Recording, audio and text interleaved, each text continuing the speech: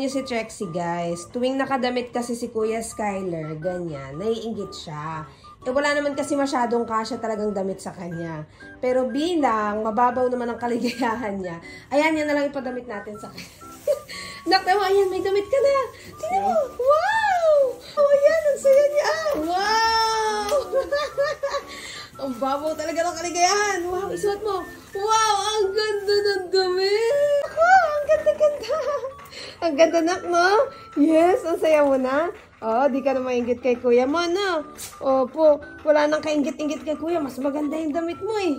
Wow! Oh, go to dada, dali. Pakita mo kay tatay. Go to dada, dali. Ang ganda ng damit. Oh, yes. Ang ganda ng damit mo. Oo.